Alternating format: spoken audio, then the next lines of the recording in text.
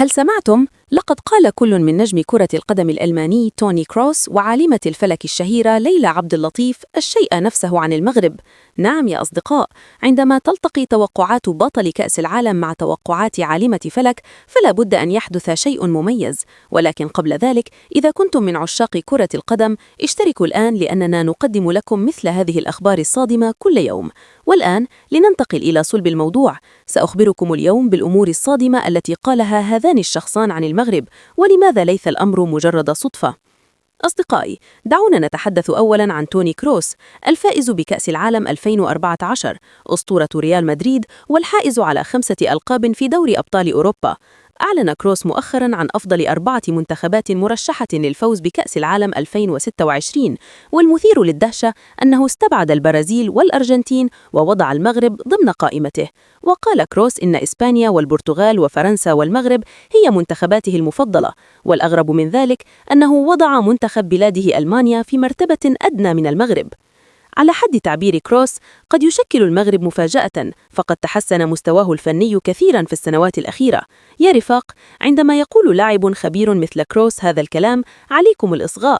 هذا هو كروس نفسه الذي لعب مع أفضل لاعبي العالم، والذي شارك في كل مباراة كبيرة، لديه سجل حافل بالتوقعات الصحيحة. والآن ننتقل إلى ليلى عبد اللطيف.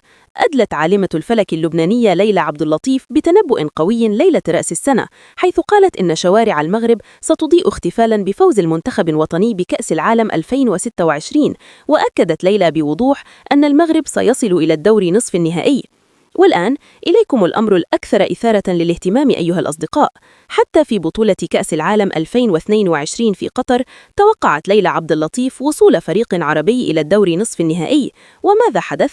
وصل المغرب بالفعل إلى الدور نصف النهائي. لقد تحققت توقعاتها بنسبة 100%.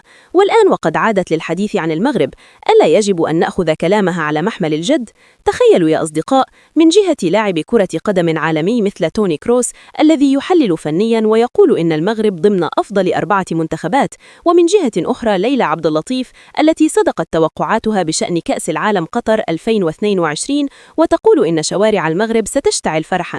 هل يعقل أن يكون هذا مجرد صدفة؟ لا أعتقد ذلك.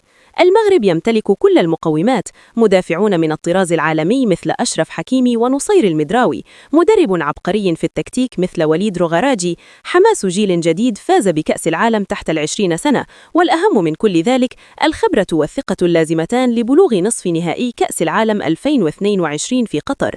توقعاتي: إذا كان كل من كروس وليلى على حق، فسيصل المغرب بالتأكيد إلى الربع النهائي على الأقل. أما فرص الوصول إلى نصف النهائي فأقول 70%، والنهائي إذا سارت الأمور على ما يرام فنسبة الوصول إليه 40%. لا تستهينوا بالمغرب في كأس العالم 2026. شاركونا آراءكم في التعليقات. هل تصدقون توقعات كروس وليلى؟ اضغطوا إعجاب واشتركوا للمزيد من التوقعات الصادمة. عاش المغرب!